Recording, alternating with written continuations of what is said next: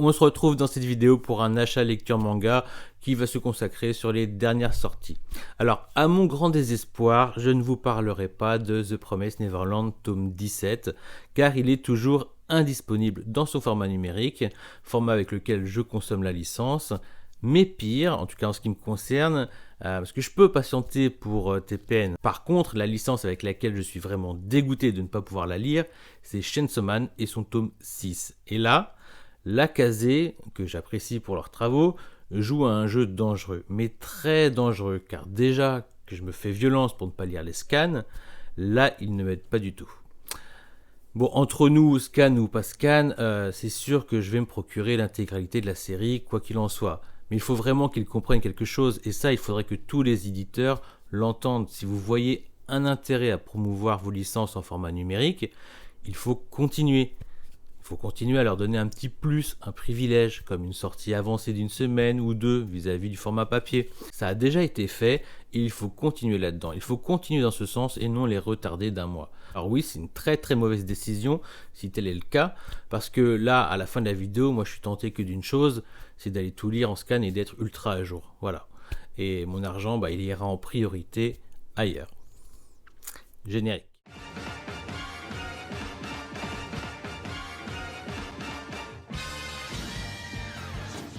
Et on enchaîne avec les tomes 13, 14 et 15 de Demon Slayer. En fait, je n'ai lu que le tome 13, que j'avais déjà lu en scan d'ailleurs, et donc je n'ai pas lu les autres encore. Voilà. Mais fort possible que ça rattrape bientôt, si ce n'est pas déjà fait, là où j'en étais, et que ça passe à de l'inédit.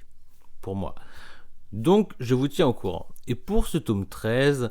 allez, je donne un 16 sur 20 pour la simple raison que j'ai pas sauté sur la suite juste après la fin du tome. Voilà. On perd pas de temps, j'ai acheté et lu également le tome 22 de One Punch Man. Alors c'est marrant parce que je lis les scans régulièrement et lorsque je lis le tome édité par Kurokawa, je crois que j'aime encore plus. Alors la lecture est plus agréable bien sûr, d'autant plus qu'il y a toujours un chapitre ou deux que je zappe, je veux dire en scan. Genre, je m'en rappelle pas, quoi. Ce qui est grandement appréciable de découvrir un chapitre inédit de temps en temps. Voilà. Donc, par exemple, je ne me souvenais pas du tout, mais alors pas du tout, que Saitama a rencontré le petit empereur. Trop fort. Voilà. Il est trop fort. En même temps, ça fait des plombes que dans le scan, il est avec le flash, là. Donc, j'ai peut-être zappé tout simplement. En tout cas, c'est vraiment appréciable. Bref, c'est de la bombe, ça tue, il y a tout, il y a de l'humour, de l'action, en plus une qualité graphique incroyable. C'est un 18 sur 20, même 19 parce que j'aime trop. Allez, c'est comme ça. J'ai également acheté et lu le tome 10 de Tokyo Revengers. Alors voici un tome sympa à lire, mais pas non plus un truc de ouf, malgré les quelques petits événements et une révélation en fin de tome qui donne envie d'en savoir plus. Alors ce sera un bon 16 sur 20 honorable. Je me laisse porter par le récit, bien que j'attends toujours une bouffée d'héroïsme ou une autre badasserie du personnage principal qui ne vient pas. Alors, je ne sais pas ce que j'attends de lui exactement, mais bon, on verra bien. Bon, j'avoue, j'aimerais bien le voir casser des bouches, quoi, voilà, mais bon. J'ai également acheté et lu le tome 4 de Hiruma. Alors, tranquille la vie, ce petit tome qui veut nous faire croire qu'il va y avoir du danger et des enjeux. Pourquoi pas, bien qu'on se doute que ça va faire flop. En tout cas, ça reste une très bonne, voire une de mes lectures détente préférées. Voilà. Tranquille, ça aspire à rien, c'est juste bon délire et quand c'est bien fait, j'adore. Voilà, on verra jusqu'à combien de temps. Pour l'instant, on reste sur la moyenne, c'est-à-dire 16 sur 20. Parce que c'est en numérique. Sinon, voilà quoi, en format papier, ce serait 15, c'est-à-dire que je le lirais volontiers, mais qu'il n'aurait pas sa place ou qu'il ne garderait pas une place dans ma mangathèque. Voilà, il faut être honnête. On va dire 15 sur 20, car si j'ai pas la suite, c'est pas grave. J'ai également acheté et lu le tome 2 de Bast Brothers. Alors cet auteur est juste exceptionnel. Je vais d'ailleurs essayer de me procurer d'autres de ses œuvres. Il me semble qu'il y a un titre genre 30 ans et toujours puceau, dans le genre, un truc dans le genre, et un autre titre sur Kafka. Alors je suis trop curieux. On parle bien du mangaka qui l'on doit le fameux Ladyboy contre Yakuza, qui m'avait juste tellement fait rire avec son humour noir, voire ultra dérangeant sur certaines phases de son récit. Et il n'avait rien perdu de sa superbe avec le premier tome de Buster Bro. Surtout que j'avais adoré la fin de ce tome. Et malgré certaines petites lourdeurs dans ce second tome, je l'ai trouvé génial.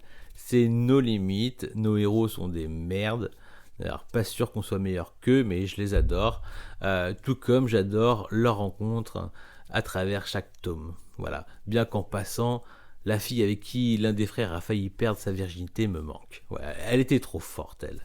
Allez, pas de discussion, 17 sur 20 facile pour ce tome. J'ai également acheté et lu le tome 16 de Jujutsu Kaisen. Bon bah c'est un tome qui remonte bien le niveau, bien que ce ne soit pas toujours facile de tout comprendre durant la grosse baston. Voilà, cela est certainement dû au corps du méchant qui est une espèce de tronc d'arbre, donc parfois ses membres se noient dans les décors ou dans ses attaques à base de nature morte quoi, voilà. Donc mais qu'on se le dise, il y a un personnage badass dans cette série, beaucoup lui trouvent un air de Kakashi de Naruto, mais du peu qu'on voit lorsqu'il intervient, il est dangereux. Ah, il est très dangereux. Beau gosse et tout. Enfin voilà, rien que pour ses beaux yeux, je donne la note de 16 sur 20 et c'est pas loin du 17. J'ai également acheté et lu le tome 4 de Swimming Ace. On continue cette lecture qui mêle habilement le sport et la romance. Franchement, très rafraîchissant. Je le ne dirai jamais assez, mais si vous aimez cette licence, allez vous jeter sur Rough de Mitsuru Adachi. Rough Rock, bref. C'est édité chez Glénat en 12 tomes, je crois. Alors évidemment, les dessins ne sont pas aussi modernes que ceux de Swimming Ace, mais sur le thème de la natation et de la romance, vous allez être servi avec le roi de la comédie romantique sur fond de sport. Profitez-en, pouvoir lire du Adachi se fait très rare et actuellement seul Glénat le propose encore, que ce soit en numérisé ou en format papier. Vous me direz que Tonkam continue d'éditer Mix, un spin-off de Tok, qui est édité chez Glénat, qui est d'ailleurs peut-être son plus grand succès. Mais bon, si vous ne pouvez pas vous procurer les premiers tomes, vous n'irez pas bien loin. Voilà. Donc voilà, pour en revenir à Swimming Ace, allez-y, c'est super agréable à lire, même pour ceux qui n'aiment pas particulièrement les mangas de sport. Quelle étrange maladie. Et je lui donne la note de 16 sur 20. J'ai également acheté et lu le tome 8 de Time Shadows. Non mais je surkiffe cette licence. Qui l'aurait cru là, comme ça, à la vue de la couverture du premier tome. D'ailleurs, j'adore celle du tome 9. C'est le tome 9 ou tome 8, je sais plus. En même temps, je la trouve badass, elle. On va dire qu'elle est bien mise en valeur. Voilà. Mais ce tome, il est bourré d'action, mais c'est tellement bien rythmé, j'ai adoré. Puis quand tu comprends pas une phase, après tu comprends tout, et ça c'est vraiment cool, il ne te laisse pas tomber dans les explications. Parce qu'en fait, ça va quand même dans tous les sens. Et donc je lui donne franchement la note facile de 17 sur 20. J'ai également acheté et lu le tome 2 de A Journey Beyond Even. Alors, j'avais beaucoup apprécié le tome 1. Je peux même dire que j'y plaçais de grands espoirs. Et j'avoue que j'ai été assez décontenancé par la tournure des événements dans ce tome 2. J'ai clairement pas vu venir les confidences du personnage féminin au début du tome. Puis j'en avais déjà entendu parler lors d'un podcast d'Espace Manga que je conseille fortement lorsqu'on aime écouter parler de manga. Où une intervenante qui, elle, avait déjà lu les 2 tomes, parlait d'une extra-sexualisation des personnages. Alors, perso, j'avais rien compris, je trouvais ça un peu tiré par les cheveux. Voilà, j'attends la fin, surtout là où j'en suis, quoi. Donc, un 15 sur 20 pour ce tome-ci. Voilà pour mes achats lecture manga des dernières sorties. J'espère que la vidéo vous a plu, on se retrouve très bientôt pour une nouvelle vidéo. Ciao!